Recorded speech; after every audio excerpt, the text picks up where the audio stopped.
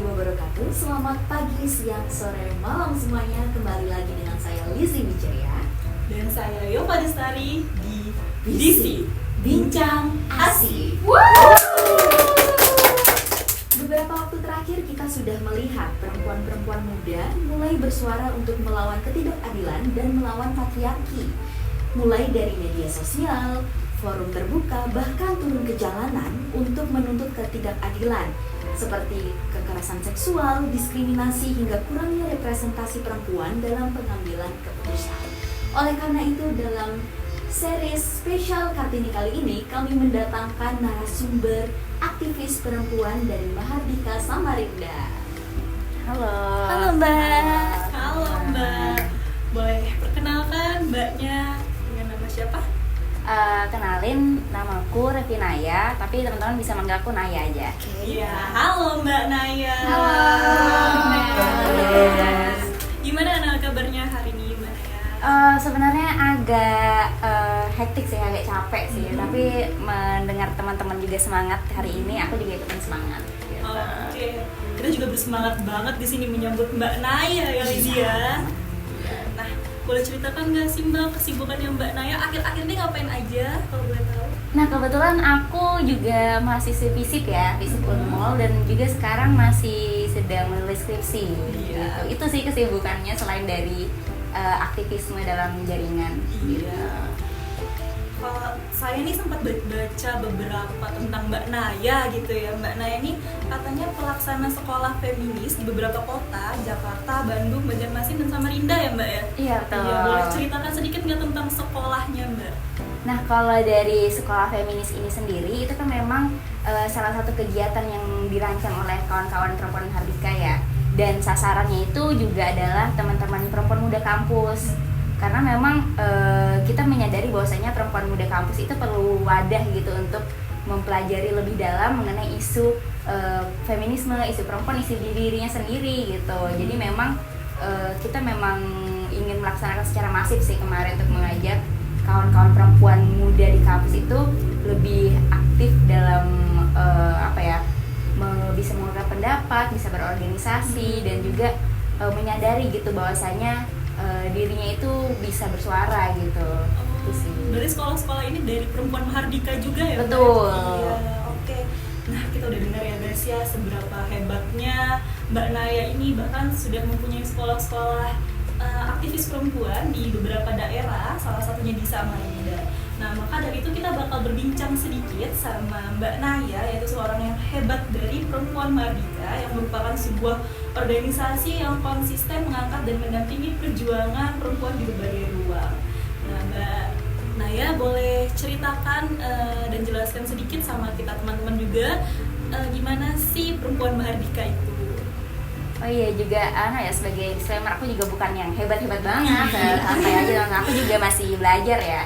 Karena memang sampai saat ini pun aku juga masih mendapatkan banyak pembelajaran baru, tidak hanya dari teori ataupun buku, tapi juga lingkungan sekitar gitu. Nah, kalau dari perempuan Mahardika sendiri ini memang aku itu tergabung sejak tahun 2022. Nah, pada saat itu memang mengetahui ya bahwasanya perempuan Mahardika ini adalah sebuah organisasi perempuan. Namun memang pada saat itu ada keraguan gitu, ini membahas mengenai apa ya, apakah cocok denganku, karena kan berorganisasi itu juga perlu melihat bahwasanya aku ini into the poin dari organisasi ini apa enggak gitu. Nah, ternyata kalau dari organisasi perempuan Mahardika sendiri itu memang menjunjung tinggi mengenai feminisme ini sendiri. Karena kita melihat, dan di situ aku juga belajar, ternyata memang feminisme ini adalah garis besarnya adalah membuat perempuan itu memiliki pilihan sendiri gitu, tanpa ada pemaksaan dari orang lain ataupun tanpa itu dia pemaksaan gitu, kata-kata yang perlu digarisbawahi, karena pilihan perempuan itu ada di tangan perempuan itu sendiri. Nah, dari highlight itu saja sendiri aku sudah tertarik banget nih sama perempuan Mahardika, dan mempelajari lebih dalam sendiri ternyata memang hal yang disorot di perempuan Mahardika ini adalah mengenai bahwasanya kita adalah organisasi anti kekerasan, anti diskriminasi, tanpa melihat agama, tanpa melihat ras, suku, ataupun bahkan orientasi seksual, orientasi beragam macam gender gitu, dan masih banyak lainnya. Kita tidak bisa menyalahkan ataupun melakukan kekerasan terhadap seseorang hanya karena identitas tadi yang tersebut gitu, dan itu membuatku semakin kayaknya memang perempuan menghardikan ini memang cocok denganku. Aku memang pengen untuk bersuara mengenai orang-orang yang termarginalkan hingga sampai saat ini gitu. Itu sih perempuan menghardikan sendiri. Ya. Sejauh ini kan isu feminis itu tidak jauh dari kata patriarki ya Mbak ya.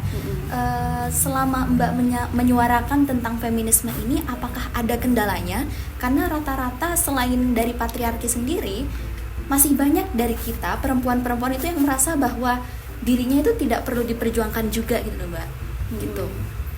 Nah, ini juga sedikit cerita ya teman-teman. Kalau dulu tahun 2021-2022 itu aku bareng teman-temanku di FISIP itu membuat kolektif perempuan muda kampus, itu namanya Daralit, dan itu memang juga berbarengan sih sama Perempuan Merdeka, tapi itu juga memperlihatkan kepada kami sih bahwasanya ternyata di FISIP sendiri orang yang katanya paling melek dengan isu sosial, politik, dan juga isu masyarakat marginal, ternyata saat dihadapkan secara langsung dengan isu perempuan, ternyata masih ada penolakan-penolakan di lingkungan kampus, dan itu membuat kita ngerasa kok pilih-pilih sih isunya. Kenapa sih kalau isu perempuan itu dianggap remeh, diberikan kepada hanya perempuan, dan ya tidak dijadikan sebagai isu prioritas gitu. Ada isu-isu yang dirasa cukup maskulin untuk dibahas. Nah, itu adalah awal mula kita tuh semacam culture shock gitu ya, melihat ternyata kita kalau menyuarakan isu yang kita rasakan sehari-hari ini ternyata juga mendapatkan penolakan kayak gini ya, bahkan dari lingkungan orang-orang yang katanya pro dengan isu-isu hak asasi manusia gitu. Nah, dari situlah kita belajar lebih dalam bahwasanya saat menyuarakan isu feminis, menyuarakan isu perempuan, itu memang seringkali kita dihadapkan dengan lingkungan yang sangat misoginis, lingkungan yang tidak menyenangi perempuan gitu. Saat perempuan itu berani, saat perempuan itu bisa memilih apa yang ia inginkan, itu dihadapkan dengan budaya-budaya seperti itu, dan budaya itu terinternalisasi kan, karena tidak bisa menutup fakta juga kita bahwasanya kita dari lahir mungkin udah 20 tahun, itu dari kecil sampai udah 20 tahun sekarang itu dibesarkan dengan lingkungan yang sudah mengajarkan kita bahwasanya perempuan itu cocoknya kerja di domestik, dan laki-laki itu menjadi pemimpin rumah tangga. Itu udah diajarkan dari dalam rumah gitu, dan diajarkan dalam rumah itu benar-benar melekat banget pasti kepada seseorang. Dan kita mau menyalahkan kepada ibu kita ataupun ayah kita, ya kita lihat juga bahwasanya ibu kita dan ayah kita dibesarkannya juga dengan sistem seperti itu, dan ini sudah terinternalisasi pada tiap-tiap individu, tidak mengenal jenis kelaminnya, laki-laki, perempuan, itu tuh sudah menganggap sebaiknya perempuan ini kerjanya kerja domestik saja, biar laki-laki saja yang mengurus mengenai situasi ekonomi keluarga. Nah, di sini juga kita tidak bisa menyalahkan perempuan itu tadi. Di saat Lizzy tadi sampaikan adanya perempuan yang juga merasa tidak diperjuangkan tadi haknya, itu juga perlu ada pembongkaran bias gitu. Kita sudah ada beberapa hal yang aku senangi juga dari Perempuan Mahardika, yaitu kita istilahnya membongkar bias gitu, karena nggak bisa dipungkiri, aku juga pada saat awal-awal juga memiliki bias pada saat melihat korban kekerasan seksual. Masih ada perasaan-perasaan menyalahkan korban. Ya memang harus diajak diskusi akunya, karena akunya ternyata memang masih bias tadi. Aku masih memiliki pemikiran-pemikiran yang tidak berperspektif pada korban. Dan bagusnya saat setelah ada dialog-dialog itu, diskusi-diskusi dengan kawan-kawan, ya memang bias itu sedikit demi sedikit terbongkar gitu. Sedikit demi sedikit aku juga sudah mulai memahami bahwasanya perempuan tadi yang menyebut bahwasanya tidak perlu diperjuangkan ataupun sudah merasa setara, itu memang hanya perlu diajak diskusi gitu mengenai bahwasanya ketertindasan saat ini itu memang sangat amat halus gitu bentuknya dan perlu dilawan bareng gitu, tidak bisa didiamkan begitu aja. Itu sih Lizzy. Lalu apakah perempuan Mahardika ini melihat bagaimana cara perempuan pada zaman ini itu sejalan dalam memperjuangkan haknya dan dengan RA Kartini seperti dahulu, Mbak?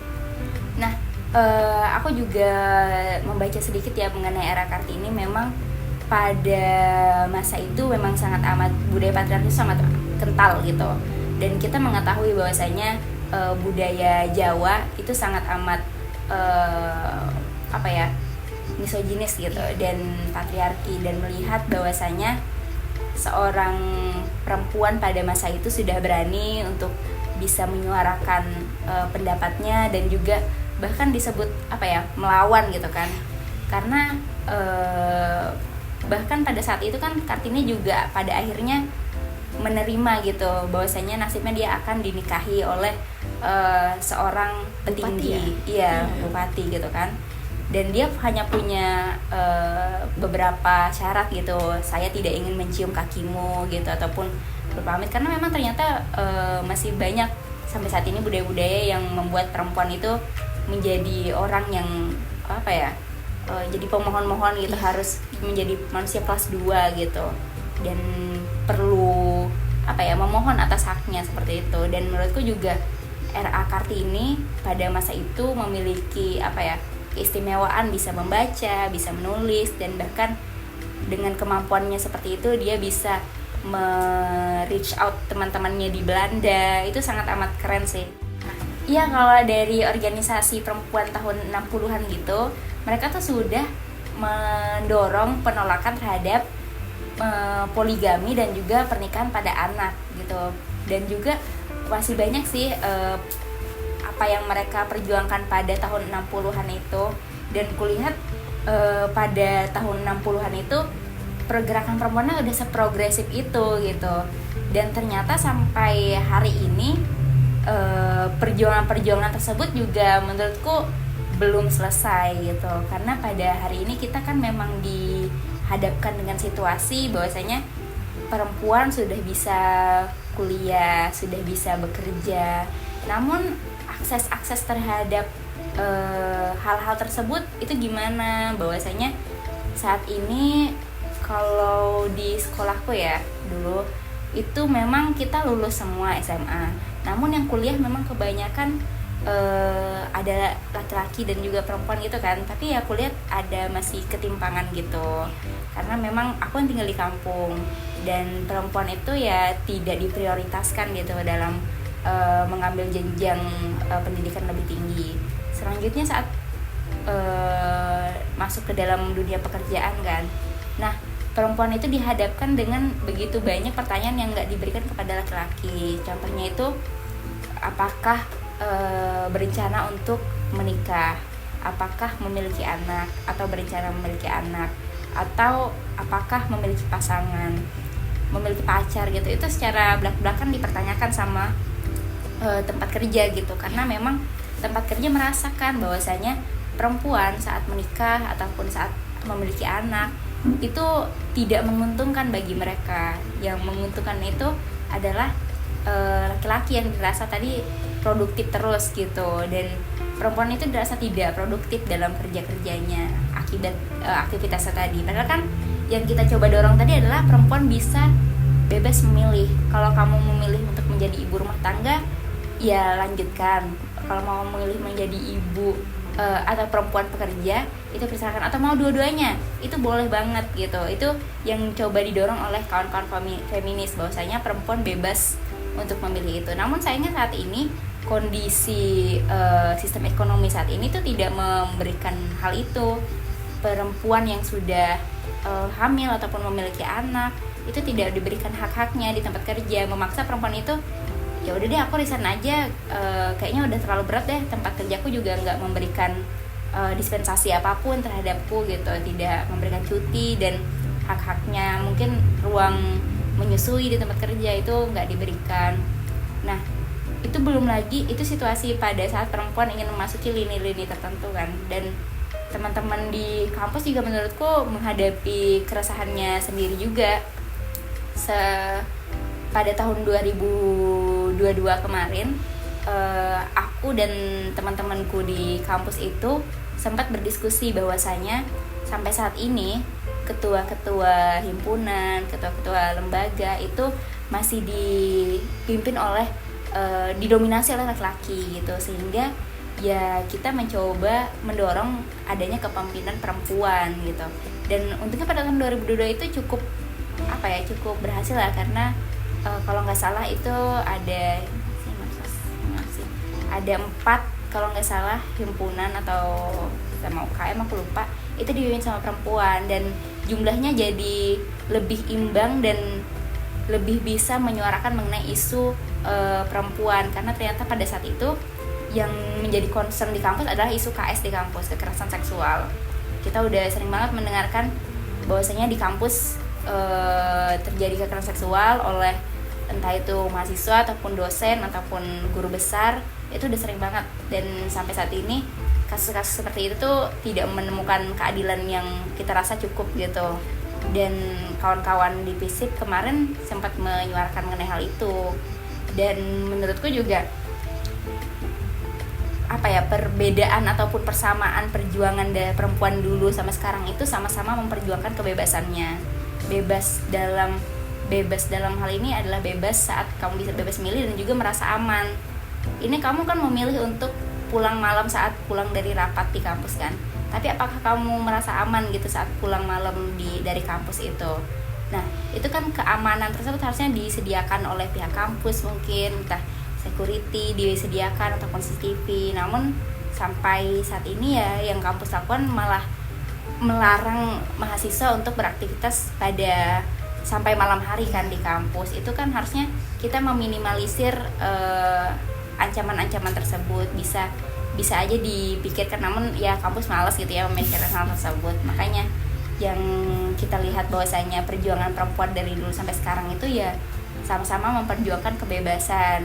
Dan sampai saat ini kita perlu khawatir karena dalam kepemimpinan pemerintahan yang saat ini itu kita memiliki potensi-potensi bahwasanya akan kembali pada era diktator gitu. Ada gejala-gejala seperti itu bahwasanya kita tidak bisa menyuarakan lagi, dan bagaimana perempuan diatur. Kalau di era Soeharto itu bahkan perempuan tidak diperbolehkan menggunakan jilbab gitu, ada pelarangan tersebut. Dan juga diatur kalau satu keluarga harus mempunyai 2 anak. Nah, kalau dalam idenya sih bagus, tapi ternyata pada di lapangan praktiknya itu tentara yang harus seperti memaksa gitu ya, setiap keluarga harus menggunakan program keluarga berencana ini. Dia harus melaksanakan keluarga berencana ini. Kalau tidak terlaksana ya tentara ini yang bakal turun gitu. Karena memang pada masa itu semua hal harus diatur oleh pemerintahan. Nah, ketakutan kita pada hari ini pemerintah juga ikut mengatur semua hal yang kita lakukan pada hari ini. Gitu sih. Oke, jadi di kacamatanya Mbak Naya itu sebenarnya saat ini tuh perempuan masih dibatasi ruang geraknya ya? Iya, saat dibatasi, dan juga itu karena sistem ekonomi pada hari ini sih. Betul.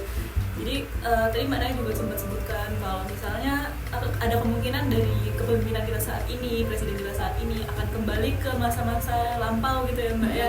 Masa-masa di mana perempuan bakal menghadapi masa-masa kesulitannya. Nah, gimana sih caranya agar kita tuh bisa memperjuangkan hak-hak perempuan itu dari Mbak Naya? Kalau menurutku memang kita harus mulai ikut dalam barisan gerakan ya, karena memang dari dulu hingga sampai saat ini gerakan perempuan itu mendapatkan hak-haknya itu dengan menuntut. Kita tuh tidak pernah mendapatkan hak kita dengan diberi secara cuma-cuma oleh pemerintah. Itu pasti harus dituntut terlebih dahulu, entah itu 8 jam kerja dalam sehari ataupun bahkan bahkan mengenai hak cuti haid, hak cuti maternitas dan sebagai itu perlu diperjuangkan. Kalau kita mendengar cerita Marsina kan dia juga pada situasi memperjuangkan upah gitu kan, upah kawan-kawannya yang kalau kita baca pada saat ini tuh kayak gitu, karena upah yang diperjuangkan tuh cuman kayak ratus sen, ya mungkin pada saat itu berharga sekali ya, tapi kayak cuman segini doang gitu sampai dibunuh, karena memang kalau ada yang bersuara pada waktu itu bakal dibungkam gitu dengan acara apapun. Nah, kalau yang tadi gue nanya kan, gimana caranya kita memperjuangkan hak-hak itu? Cara memperjuangkannya, ya memang kita harus bergeraknya bareng gitu. Kalau kita bergeraknya sendiri, itu bakal susah banget ada perubahan. Makanya aku dari kemarin sama teman-temanku di PISIP yang membuat konflik itu, hal yang perlu kita tekankan adalah mencari kawan juang. Karena tadi kalau ketua lembaga ataupun himpunan perempuan itu mendorong isu perempuan, tapi ke yang lain yang nggak ikut-ikutan buat mendukung dia, itu ya nggak bakal berdampak banyak gitu. Karena memang perjuangannya itu harus bersama-sama, dan Perempuan Mahardika juga membuat salah satu slogan ya, dimana kita melihat organisasi itu adalah sebuah bentuk perlawanan dan dimana perempuan itu adalah kekuatannya gitu. Karena memang harus bareng-bareng geraknya dan harus terfokus pada apa yang diperjuangkan itu. Jadi sebagai perempuan kita harus nyari teman juang gitu ya, buat berjuang bersama, memperjuangkan hak-hak kita. Nah, tapi dari sudut pandangnya Mbak Naya itu gimana sih pergerakan perempuan pada saat ini, terutama di lingkungan FISIP sendiri itu sebenarnya sudah diberi ruangan yang terbuka banget buat kita bersuara, bahkan diberikan kebebasan banget di FISIP itu, tapi masih ada sih beberapa perempuan yang memang mereka masih enggan buat bersuara, masih enggan untuk ikut memperjuangkan hak-haknya mereka seperti itu. Gimana cara kita supaya kita bisa ngerangkul mereka, jadikan mereka teman juang kita sama-sama buat mendapatkan hak-hak perempuan itu sendiri, Mbak? Nah, menurutku yang perlu menjadi pemikiran kita bersama ya, bahwasanya urusan mengenai pemberian ruang terhadap perempuan ini tidak hanya dilimpahkan pada perempuan, tapi semua orang harus turut serta berperan. Karena kita tadi melihat bahwasanya yang misoginis terinternalisasi tadi itu tuh berawal dari rumah gitu. Kita tuh di rumah udah dibilangin gak usah banyak-banyak ngomong gitu, udah dikasih tahu manut aja gitu, gak usah banyak A, B, C gitu. Nah, hal itu bakal kebawa di mana-mana, entah di tempat kerja, di kampus, di sekolah, hal itu bakal kebawa pasti. Nah, hal yang salah satu yang menjadi poinnya adalah saat yang tadi Yova tadi sampaikan, bahwasanya di kampus itu sebenarnya ruangnya udah diberikan, namun ruang itu tidak cukup kalau hanya diberikan gitu. Perempuan itu harus ditarik gitu untuk masuk ke dalam gerakan itu. Karena kalau kita sering mengikuti rapat ataupun konsolidasi, entah itu mau aksi ya, itu didominasi sama siapa? Laki-laki. Nah, dan ada dalam konsolidasi ataupun forum yang didominasi oleh laki-laki ini dengan argumen kerennya, argumen revolusionernya, itu tuh sangat amat maskulin budaya seperti itu. Itu bahkan pada saat salah satu kawanku perempuan yang mencoba untuk berbicara pada forum-forum seperti itu, bakal ada celetukan-celetukan yang muncul ya, walaupun ya dia seperti kayak iseng aja kok celetukan, mbaknya dari mana tuh gitu, IG-nya dong mbak gitu. Itu pasti ada di dalam konsolidasi dan respon dari orang-orang di sana adalah tertawa gitu, padahal temanku ini udah mulai serius gitu, udah ikut kita serius. Dan kalau nanti temanku ini protes, baperan banget mbaknya, ini loh cuman bercanda aja mbak gitu. Karena aku juga pernah mengalami hal seperti itu, kayak ditanya IG dan bahkan diberikan tanggung jawab itu hanya tanggung jawab yang dianggap lebih mudah gitu, administratif, seperti ini bendaharanya siapa nih, yang cewek aja Iya, gitu. sekretarisnya Siapa, notulen gitu, yang cewek aja, kenapa sih cewek terus? Ya tulisan kalian bagus, rapi gitu. Nah, kalian nggak bisa nulis bagus, rapi, banyak kok yang bisa gitu. Tapi kan anggapan budaya bahwasanya pekerjaan-pekerjaan seperti itu dilimpahkan pada perempuan itu udah mengakar gitu. Dan kurasa juga memang menjadi PR banget sih bagi kita di kampus ataupun di gerakan untuk bisa memberikan peluang-peluang tersebut gitu. Dan yang aku suka kemarin ada yang ditulis dari tahu Sekata Ani ya? Tahu kan? ya. Itu kan vokalisnya perempuan kan, Kak Novi. Itu dia menulis pada skripsinya mengutip dari Wiji Tukul, tulisannya itu bahwasanya keberanian itu perlu dilatih, bukan seperti wahyu Tuhan yang datang tiba-tiba. Dan menurutku itu benar relate, karena kita dalam melibatkan perempuan tadi dalam gerakan itu juga tidak bisa serta-merta jeder-jeder. Itu perlu dilatih, bahwasanya kita perlu membuat perempuan-perempuan ini yang menjadi pembicara dalam konsolidasi, dalam rapat, dalam forum, benar-benar memberikan mereka ruang dan benar-benar memberikan mereka tempat buat berpikir. Karena dulu aku biasanya ikut dalam konsolidasi seperti itu, aku cuman bagian senyum-senyum. iya, nganggut-nganggut aja. Wih, keren banget abang ini. Selasa ya. Iya bang. Gitu-gitu aja ngikut gitu loh jadinya. Karena memang yang tadi aku bilang, aku juga dulu masih bias, masih benar-benar masih manut gitu. Ngelihat apa yang kata ketua aku bilang, ya aku siap bang gitu kan responnya. Gini siap bang gitu. Ya karena memang hal-hal seperti itu perlu dilatih, dan itu tidak sebentar. Dan kurasa tempat berlatih tiap orang tuh berbeda-beda. Mungkin teman-teman bisa divisi pers, lingkungan jurnalistik tuh benar-benar pada saat ini ya benar-benar menjadi sesuatu yang sangat panas sih, karena salah satu kan menjadi tonggak demokrasi kan untuk mengabarkan kebenaran. Nah, kalau aku bisa di organisasi perempuan dan teman-teman lain mungkin bisa di organisasi kampusnya, di BEM, di himpunan, hal-hal yang menjadi utama adalah bagaimana kita bisa mulai bisa bersuara, dan yang udah berani bisa mengajak teman-teman tadi untuk melatih keberaniannya gitu sih. Kita masuk di segmen terakhir ya Mbak. Ya, apa harapan dan pesan dari Mbak Naya selaku perwakilan dari Perempuan Mahardika untuk perempuan muda, khususnya di FISIP maupun khalayak umum di luar sana? Nah, menurutku pada hari ini perempuan-perempuan itu sudah banyak yang mendapatkan akses informasi mengenai kesetaraan dan juga bagaimana penindasan terjadi pada perempuan kan.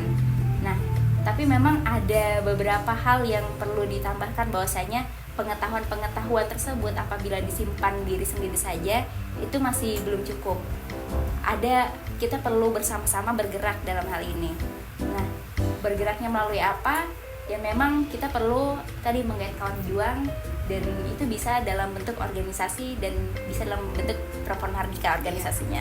Teman-teman silahkan bergabung di organisasinya masing-masing, dan bisa juga kalau mau tertarik sama Mahardika kontak aku gitu sih dari aku. Oke, jadi kita udah mulai banyak membahas ya tadi sama Mbak Naya dari apa itu Perempuan Mahardika, yang merupakan salah satu organisasi yang menjadi tempat buat naungan perempuan-perempuan, menyampaikan hak-haknya mereka, dan menjadi tempat juga untuk perempuan-perempuan agar mereka tuh bisa berani, lebih tampil seperti itu ya Mbak ya. Kemudian Mbak Naya juga tadi sudah menjelaskan bahwasannya kalau pada saat ini tuh sebenarnya kita masih butuh untuk bergerak bersama teman-teman semua, termasuk apalagi teman-teman perempuan ya, untuk memperjuangkan hak-hak kita bersama kayak gitu. Nah, dan juga Mbak Naya tadi juga sudah memberikan harapannya agar pada saat ini tuh lebih banyak lagi perempuan yang berani dan lebih terampil lagi lah dalam menyampaikan hak-haknya mereka. Kayak gitu ya Mbak ya. Oke teman-teman, mungkin hanya itu yang dapat kami tampilkan pada sesi kali ini. Kurang lebihnya mohon dimaafkan. Wassalamualaikum warahmatullahi wabarakatuh.